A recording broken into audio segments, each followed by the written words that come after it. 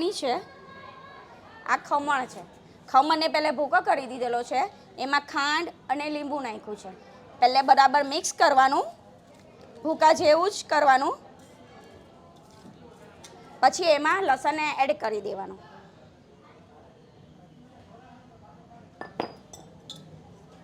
જેટલી લસણની ક્વોન્ટિટી હશે ને એટલું જ સરસ થશે. આ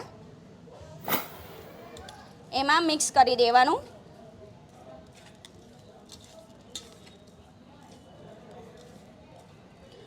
ખૂબ જ સરસ આ ખમણ થાય છે. એમાં પાછો વઘાર હશે તો બી બહુ જ ફાઇન થશે.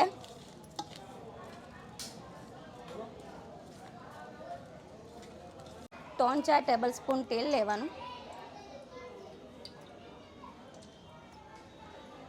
રાઈ,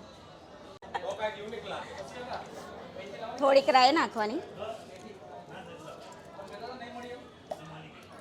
અને 2 ચપટી હિંગ નાખવાની.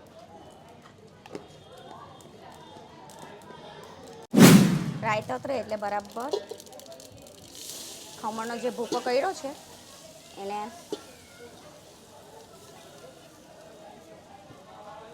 નાખી દેવાનું. બરાબર હળાવી દેવાનું.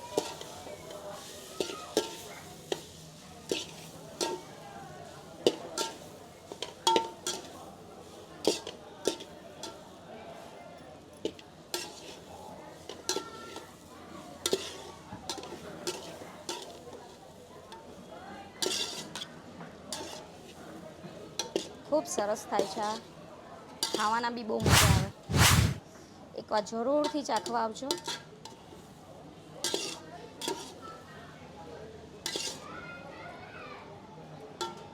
કોથમીર, એમાં થોડીક કોથમીર પપડાઈ દેવાની.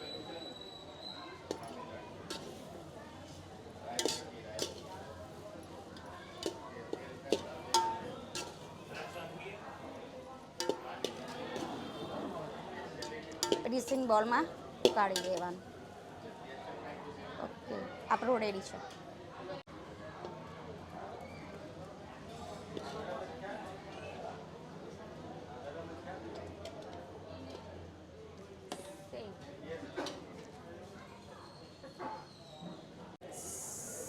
સેવ સેવ કરી દેવાની. તૈયાર છે મારું ખમણી સાથે લચ્છા કાંદા.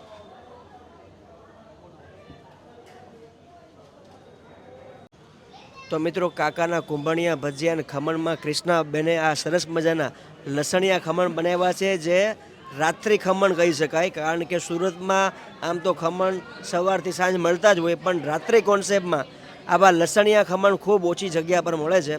બેને બહુ જોરદાર રીતે બનાવ્યા છે અને આપણને સમજાવ્યું છે. ચાલો આપણે ટેસ્ટ મારીએ અને કહીએ કેવો ટેસ્ટ આવે છે.